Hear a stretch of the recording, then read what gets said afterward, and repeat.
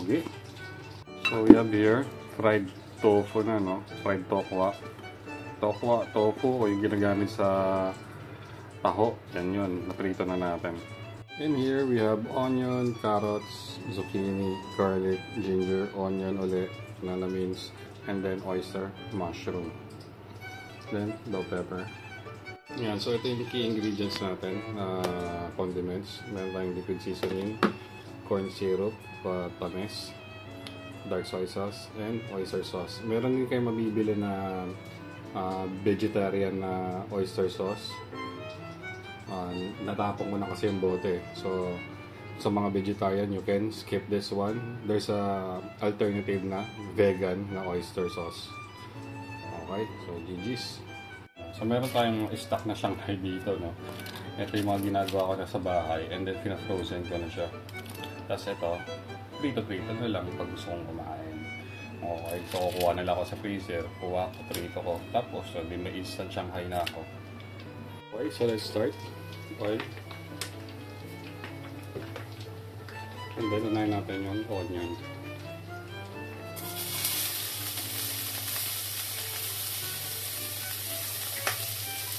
Ginger.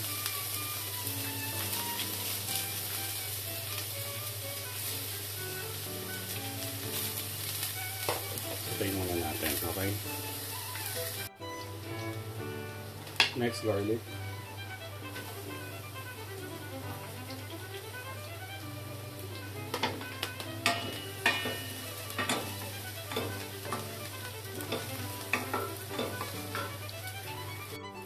So, garlic, onion, ginger in.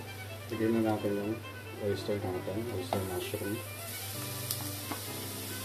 Kasi medyo matigas ng konti yung stems niya, no?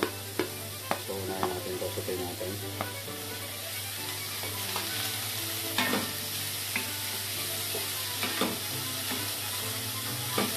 High fire. So, ayan. As you can see, nasatay na natin yung mushroom, no? We're going to put this one together. Yung carrots, onion, bell pepper, and courgette, zucchini. Plus our toge or tofu. Then,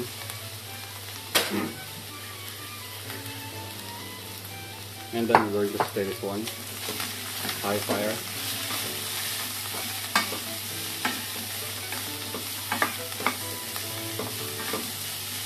So you have two options here. Pwede nyo gawing sauce, pwede nyo rin sabawan.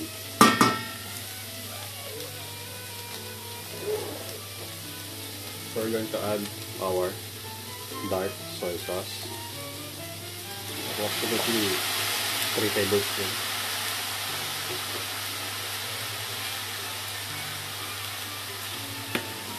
Corn syrup.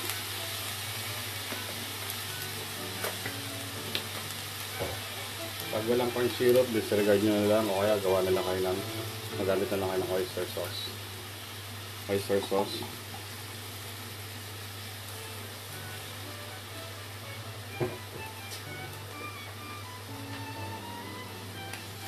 And then our liquid seasoning.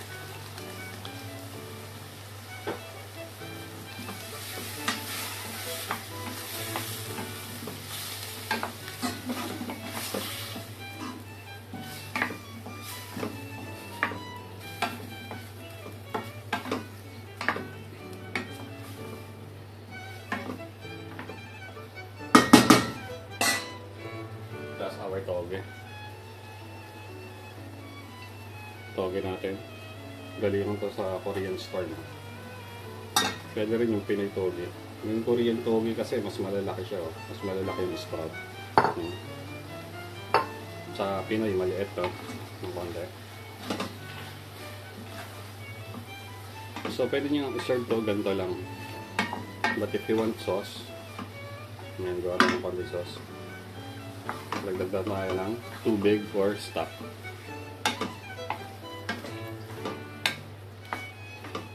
Lagyan ko lang ito ng konti siguro.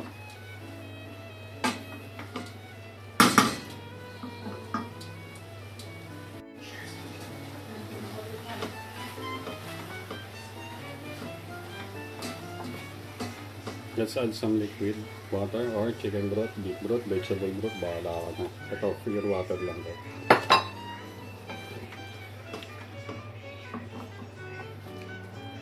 Okay.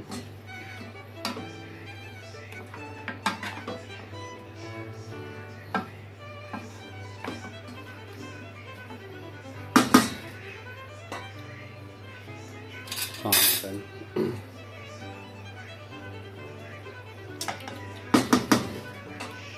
Kulang ng salt. Lagdag tayo ng fish sauce. Fish sauce, patis, konti. Siguro 1 tablespoon. Black pepper, 10.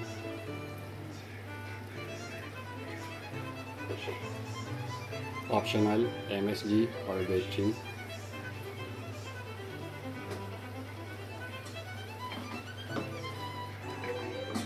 So, luto na ito lahat kasi mabilis lang maluto yung gulay natin.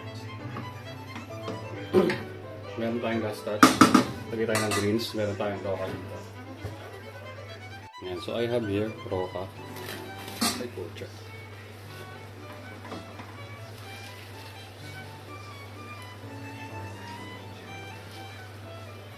Yung roka, dagdag siya ng flavor ng plastic.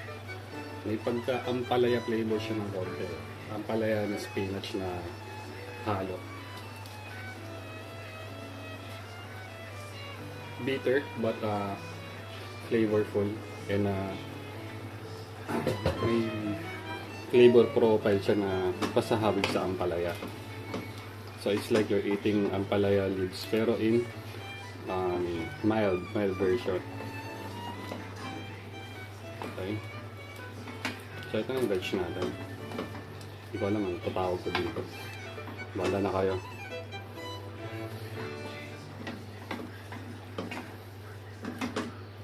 Importante lang is na-build natin yung base niya.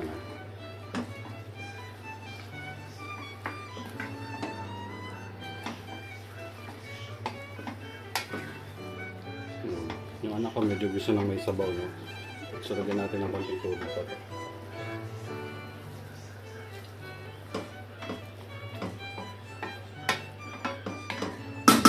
Na to.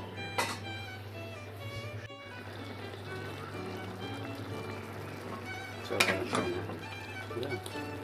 GG's. Chicha na tayo. So, meron tayo dito vegetable side.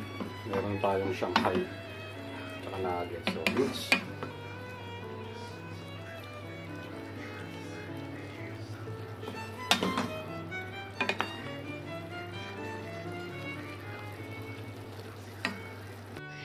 Yun na, tapos na. So we have here steamed rice. Meron tayong paste na ginawa ko. So chili garlic siya with some twist. And then may veg tayo dito yung ginawa natin kanina, no? And our Shanghai na frozen. Yung ni-stock ko lang lagi dito sa bahay. Pang mabilisan chicha.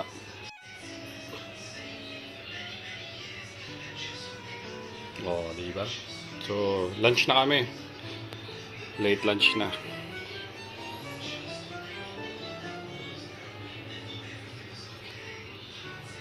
Testing nga natin ito Shanghai. Yan ha. Si Commander nagbalot niyan.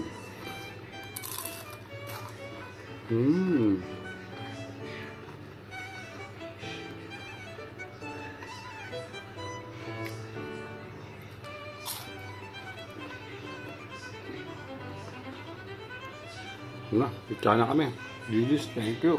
Ciao, ciao.